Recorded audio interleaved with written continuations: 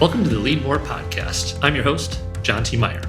The Leadmore podcast is the show where we sit down with leaders of today to help inspire and create more leaders for tomorrow. Because I believe the world needs more leaders, and I want you, the listener, to be the next one. You ready? In this episode, we're going to try something a little bit different. So this podcast, we're 60 episodes in, has been such a fun experiment, a learning experiment for me, a way to give amazing leaders a platform. So I've learned a ton from them, but also just learned a lot about creating content, telling stories, and building a podcast. And so we've gotten a lot of feedback that on some of the solo episodes I've done, which are one, shorter, but two, just a little bit more specific on a topic or idea, people really enjoy those. So we're going to try one of those. I'm kind of thinking of this as like two types of episodes. We have a friends episode, Leadmore Friends, where we bring in guests, right? Leaders of today and tomorrow and yesterday. And like a frameworks episode where we talk about a framework, a template, an idea, a concept that you as a leader, aspiring leader, can take and use in your everyday life and in your leadership life. So I don't know if we're going to stick with that Friends and Frameworks idea. I love to give things a name, so let's just call it Friends and Frameworks. And today is our very first Frameworks episode. It'll be shorter, it'll be just me, but I hope you like it. So here we're going to talk about the 4 C's of a one-on-one. Let's go. All right, everybody, John T. Meyer here to talk about the 4 C's of a one-on-one. And let's back up a little bit in this Frameworks episode.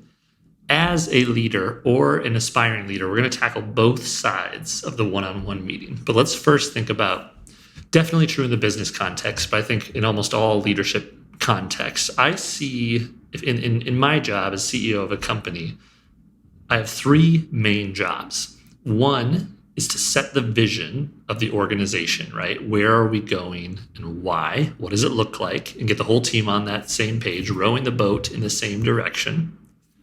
2, to grow the people, grow the team so that they can in turn grow the business. We'll talk about that more. And 3, protect the culture, right? In Lemonly or Sioux Falls, I'm kind of known as like the culture guy, or I think about that a lot. And we did a lot of things right with our culture at Lemonly. I firmly believe that culture is actually built by the team, by the people, built from the ground up. But as a leader, it's your job to protect it, maintain it, and make sure that you don't deviate too far from the culture, that you don't let it crumble, right? So set the vision, grow the people, protect the culture. And today we're going to talk about the second one, grow the people. All right, so I mentioned this line earlier, but to grow the people, you grow the people, they grow the business. The best mark of a good leader, and we've had several of these people on the show, you can tell by the team that they have built around them, or even by the alumni network from their organization, their business, their nonprofit, their sports team. Like, who are the people that go on, and what do they go on to do after they leave?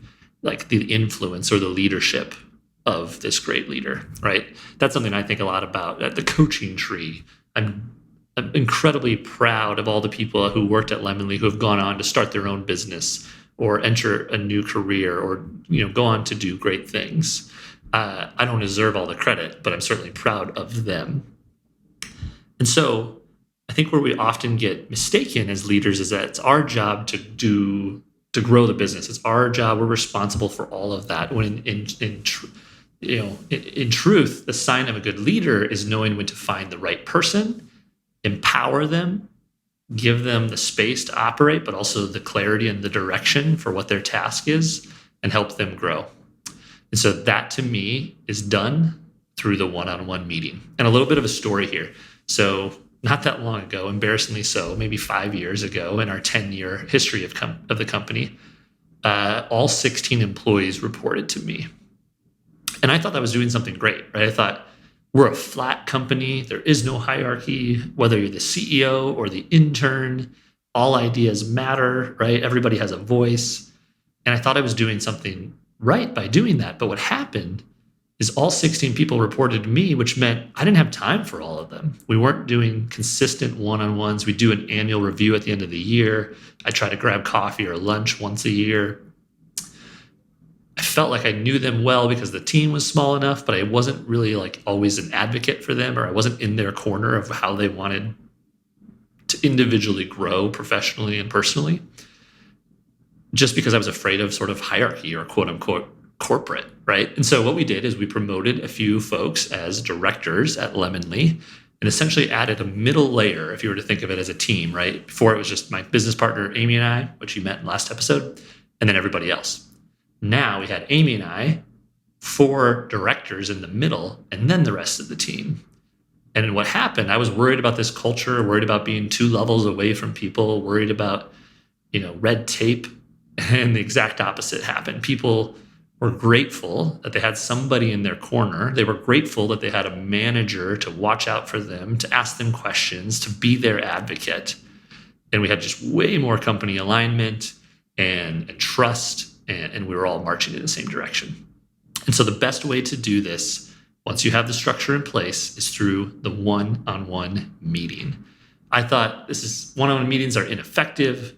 They're inefficient. It's 2 people for, whether it be 30 minutes, 45, an hour, whatever it is, it's just 2 people. Like, how good is it? But it's so incredibly powerful as a leader, and you need to do it if you aren't doing it, if you are a leader. So I developed, for my own sake, to help me do better one-on-one meetings, a model I call the 4 C's of a great one-on-one. So we're going to walk through that. The first C, if you think about it as a box, right, a 2x2 matrix, we have 4 C's: left, right, bottom right. Top left is to care. So think about this almost as like an agenda. You want to make sure it doesn't have to be a formulaic, okay, now we're moving on to the next C, but make sure in the span of your one-on-one meeting as a leader, you hit all of these boxes. So the first one is to care.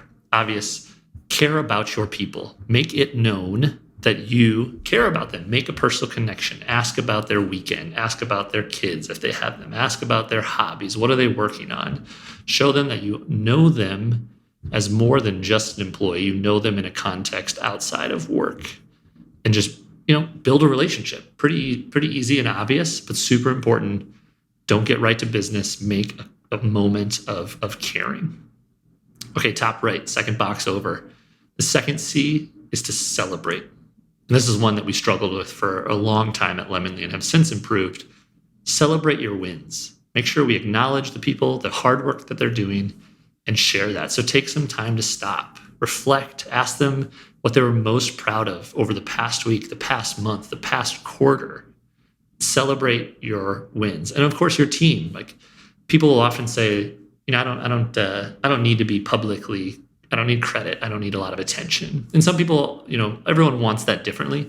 But deep down, at least in the context of a one-on-one, people want to be told, hey, nice job. You did really great on that. Specific advice, specific praise, specific feedback, and really tell them that, why it was great. We try to do that on the weekly context with the entire team. Hey, here's a project that Brett did. It went really great. Props to him. Everybody claps. That feels good. Of course that feels good. But then in the one-on-one context too, you can say, hey, Amberly, I loved how in that last meeting you came prepared and you brought this little model of how we should do the pricing. And so now that really saved us a ton of time, and it's going to totally transform our business. It's very specific feedback, and you're reinforcing the behaviors you want to occur again and again, right? You're reinforcing, you're advocating for them and letting them know what you want. So celebrate. Okay, bottom left, the third C, challenge. This is where we have to make sure that we're growing, right? Want to grow the company? Got to grow the team. So you're asking things. Hey, how can you grow? How could we do better on that marketing campaign this month from last month? Okay, we fell a little bit short on our goal. Why do you think that is? Can you have 3 suggestions of what we can do better next time? We all want to get better. And as leaders, we need to keep our team members accountable. This is where we can't allow, this is where you're enforcing your core values. This is where you're enforcing and really setting a standard for the quality and the performance that you want on your sports team, on your organization, in your business. Challenge our people, right? We're not just going to say, well, nice try. We'll just move on. Like, failure, absolutely okay. Mistakes, they happen. But we need to learn from them, and we need to challenge ourselves to get better.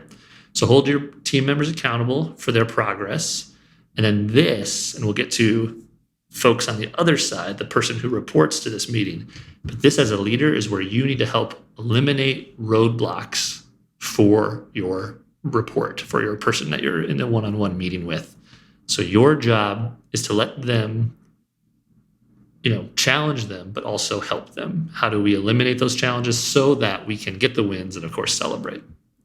And now the fourth C, the bottom right, commit. So we've talked about what's going well. We've talked about what we need to do better. We've challenged them for a new goal, beat the goal, go higher, strive for more, better every day. Now let's commit to that. So what will you do next? What's your action step? When we meet next week, when we meet next month, when we meet next quarter, what are we going to have done? So let's look toward the future. Let's collectively agree to this action step, and we'll hold each other accountable for it. We're committing to this thing together, right? The 4 C's of a one-on-one: care, celebrate, challenge, commit. I know it's a play on words. It's kind of a tongue in cheek. I mean, it's a fun model, but it helps make it easy to understand. And you're hitting these 4 core areas of what has to happen in the meeting. So if a leader's job is to set the vision, grow the people, and protect the culture, the best way to grow the people is through the one-on-one meeting. And the best way to do a one-on-one meeting is through the 4 C's model. All right. Now flip that briefly. If you're listening to the Leadmore podcast, you're like, that's great, John, cool. I don't have any direct reports. I'm not a CEO. I'm not in a management position right now. I want to be, and I think I will be later, but I'm not right now. What can I do? Now let's flip the table. You're sitting on the other side of the table. If you are the direct report, we'll use that word. That's more of a business term, but you're the athlete, you're the organization member, the team member. What can you do? What can you say? How can you help your leader make you better? I have 3 things. So the first thing, I believe in the business context that the one-on-one meeting is owned by the direct report, not me. So when I'm meeting with my direct reports, this is not my meeting. This is your meeting. Ashton, Amy, Brett, you are here to get better, and I'm here to help you. So if you have that philosophy, and hopefully your leader does too, you got to own it. You got to come prepared. You help set the agenda. We actually have a template agenda for our one-on-ones, which I'm going to put in the show notes of this episode. So if you're listening on the website or Spotify or Apple, you'll see a link, and it's just a Google Doc. You can take it, Google Sheet, you can take it and use it. We have an agenda, so come prepared, fill it out, be ready, and make sure you own the meeting. The second one is you have to ask for help. We have sort of this complex that if we want our leader to like us, we need to be perfect. We want to never falter. We want to never stumble. We don't want to show any weakness, right? Not true. You need to be willing to ask for help. And if this is a good one-on-one, they understand that it's their job to eliminate those roadblocks. So you need to acknowledge and let them know when you have a roadblock.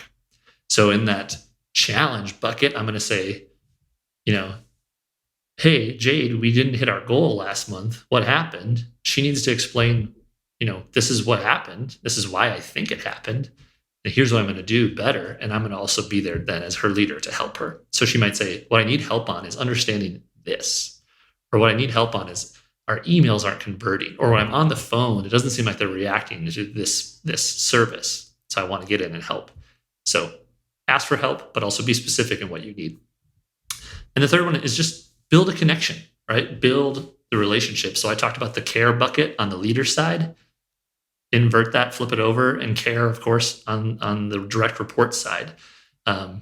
Try to, have trust and rapport with your manager, your leader, your coach. You want them to be in your corner, be in their corner, right? This is kind of basic fundamental relationship stuff, but I think it's super important. Don't get lost in power dynamics and worry, that they don't care about you and thinking that you're just a direct report, right? You can also be peers on a relationship level outside of work. You can, have a connection. So you at least know something about their life and ask them questions as well. Leaders love to be, asked the same things that they ask you, right? So on this flip side of the table, it's your meeting, own that one-on-one, ask for help so you can eliminate those roadblocks, and build connection with your leader. All right, so that is the 4 C's of a good one-on-one. We're calling this a frameworks episode. I hope you like it. I would love your feedback. I know this is very different than a typical Leadmore podcast episode. I want to know if you like it. I think we'll sprinkle these in every once in a while when we bring our friends on, but then to mix it up with a framework episode here too. So with that, that is all for the Leadmore podcast, episode 61. Remember, we drop new episodes every Thursday. You can subscribe wherever you listen to podcasts. You can leave us a 5-star review. We love that. Thank you so much. And we'll be back next Thursday. Take care and be well.